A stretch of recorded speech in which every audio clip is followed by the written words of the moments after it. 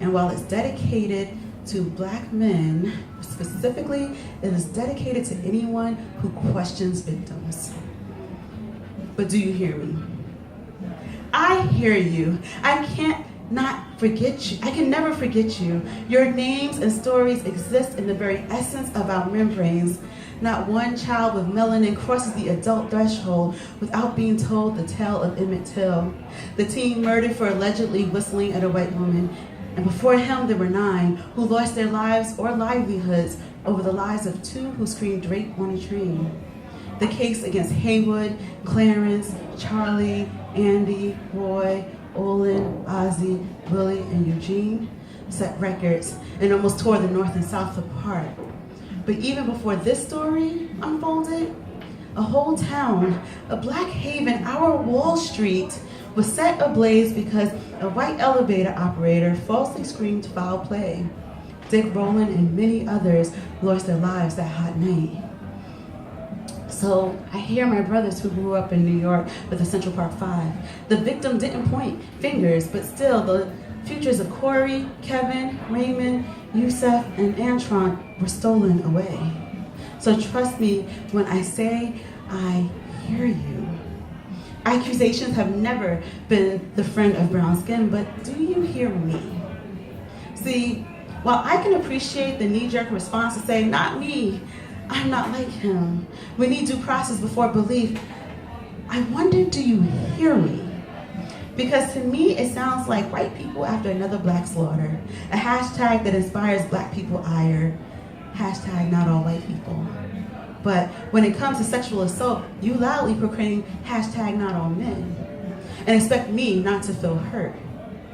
Again, I say, I hear you. Accusations have never been the friend of brown skin, but did you hear me? In a time when women are shouting and crying, me too, are you listening or backing away, saying not me, and asking for proof opposed to just listening? As a Black person, I appreciate the request for due process. Too many lives have been snatched away by lies, but I lie in bed terrified that I will never heal from the men that forced me into the Me Too sorority. Me too. And not just referring to the times I've had to correct guys for speaking only to my breast or messaging me about the things they plan to do with me before they even said hi. Me too, because a bus driver grabbed my breast while picking up and dropping off passengers. Me too, because I was so shocked at what he did that I told no one. I blamed myself for granting his request for a hug. Me too, because I didn't say anything when my partner, without consent, removed the condom. I knew something was wrong, something was different. I cried from the violation I felt and could not name, and then he blamed me for killing the mood. Yes, me too. Me too, because my date that I thought I was safe with dropped his pants when I made it clear I wanted to go home. And rather than seeing it as sexual misconduct, I blamed myself for being there. Who could I tell? Who would listen? And me too, because a guy bigger than me stood between me and the door. And me too, because after many no's, I acquiesced. I gave in under duress and fear and blamed myself. Until I finally was brave enough to share my story with the police. But being a victim of date rape while trapped in a tiny room with a judgmental man telling me it sounded like it was my fault terrified me back into silence. I can't be silent anymore. 3 of the 4 men were brothers. Only 1 of the 4 admitted fault. They all live their lives and I live imprisoned. I have so many safeguards around me, physically and emotionally. I stand in crowds checking faces for him. I tell mutual friends that to him I don't exist. I can't take a cab without making sure he is not the driver. I live in fear and will never get justice. But I do get. Well, can you prove it?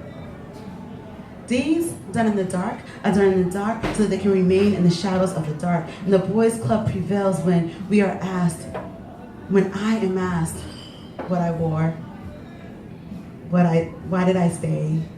Didn't I say no? Why didn't I go? Tell me the details and I'll tell you if it was rape. A woman said that one. People lie, you know. I can't prove it. I can't justify the actions, but I can't justify my actions, but they still took and gave me a lifelong membership into Me Too. I'll never prove it. The fraternity will never be on my side, and they will never listen, because history has dictated so. So afraid of being slain again, they can't hear me cry, Me Too. Me too. Me too. Thank you, guys.